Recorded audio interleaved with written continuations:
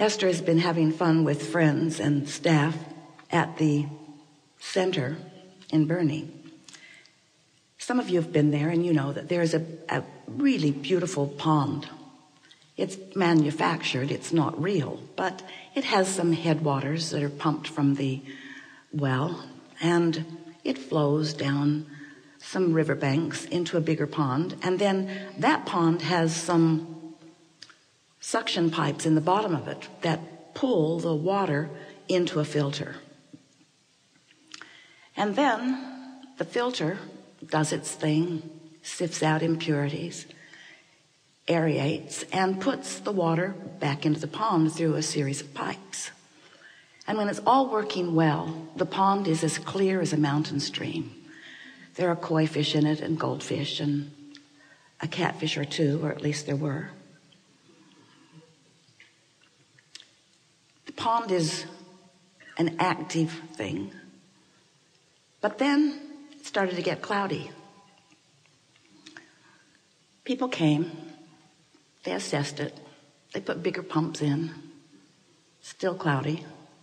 And finally it was determined that the pipes putting the water back were clogged. Not just a little, a lot. Caliche, solid. So step one was happening. The asking was happening. The water was being called out. Step two was happening. Source was answering it, was being filtered, spinning in the vortex. But step three was not happening because the pipes were clogged. And even though everything was working to give back to this pond what it was asking for, the clogged pipes prevented it from coming. And so, with a lot of effort, people were working on unclogging those pipes. Snakes, sticks, metal things. Nothing worked. They were really, really clogged from years of neglect. And so it was decided, since the pond is precious, so are the fish, why not lay new pipes? Esther said, sounds like a good idea to me. Someone said, let's lay them on top of the ground. Why bury them before we're sure it works? So new pipes were laid on top of the ground. And now, step one is happening, step two is happening, step three is happening. No more clogged pipes. The pond is thriving again. And we want to ask you, what do you think about just laying some new pipes? Because often, step one is happening. Your life is causing you to ask, in many cases, with more power and fervor, with more determination, with more desire than ever before. You're asking. Oh, you're really asking. And step two is happening. Source is doing its part. Source is knowing what you're asking for, lining up with it, becoming the vibrational equivalent of it, orchestrating circumstances and events, lining up all kinds of unfoldings. All cooperative components have been gathered. Everything's working for you, giving back to you precisely what you have asked for, with more definition and more deliberateness and more power and more love than you have any capacity to even begin to understand. But if your pipes are clogged up, if you're all bound up in habits of thought that don't resonate with the flowing that you are asking for, then you don't get the results you want. And you assume that there are things out of whack that are not out of whack. Sometimes you assume you're not worthy. Sometimes you assume you didn't ask in the right way. Sometimes you assume it's inappropriate for you to ask. Or sometimes you assume that when you ask, no one's there to answer. Sometimes you assume that something's gone wrong with the system, or that Abraham is completely crazy. You assume that a lot. Sometimes you assume that it's impossible. Sometimes you assume that you're defeated. Sometimes you feel like giving up. Sometimes you say, no more fun on this regard because I'm not getting any movement. So something is so out of whack. And we say, there's only ever only one thing out of whack. Because you can't stop asking and source never stops answering. But sometimes you get yourself bound up in a series of habits of thoughts. That's all a belief is a thought that you keep thinking.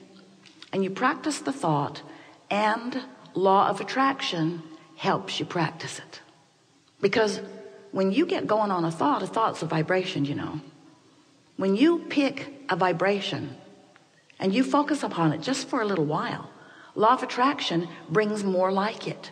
And as more like that come, it's easier for you to think more like that than anything else, until you get a pattern of vibration going that the current is so strong that even though source energy, even though your inner being, even though the power of your question, even though everything is in place, even though everything is always working out for you, even though you are never denied, even though you are never ignored, even though there is nothing ever wrong with your request, you have clogged pipes.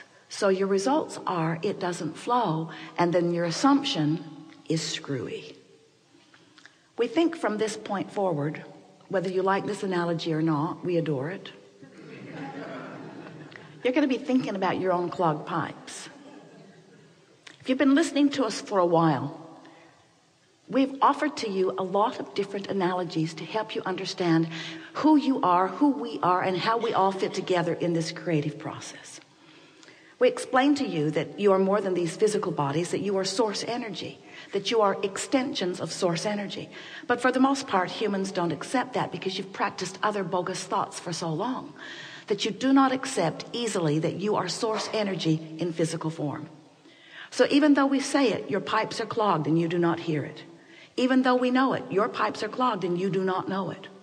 So instead of looking for evidence of being blessed and evidence for things working out for you, you see evidence of otherwise, and then you focus there, practice a vibration of that, and hold your pipes in a more clogged position just to prove to yourself that you were right after all, that you are not blessed. And it turns out that the more not blessed you feel, the more you ask for blessings, the more those pipes suck. And the more you ask for blessings, for clarity, for solutions, the more you ask for mates and lovers and money, the more you ask for cooperation and fulfillment and love, the more you ask for it, the more is summoned on your behalf, the more is orchestrated on your behalf, and the more is delivered to you on your behalf. But if your pipes are clogged, you look just like that big old pressure pump. Instead of operating at 8 pounds of pressure, you get up around 40 and 50 and you look like you're going to explode.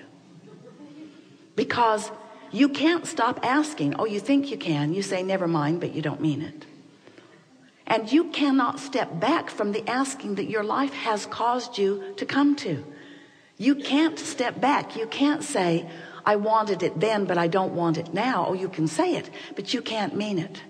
Because if this time-space reality has caused this expansion or evolution within you, that's who you now are. You got to find a way to let the pressure off your own pump, you see. So that's what we've been about all these years, helping you to figure out how to let the natural step 1 and the natural step 2 be finally realized by you by applying the not so natural and a little harder to understand step 3, that is your work.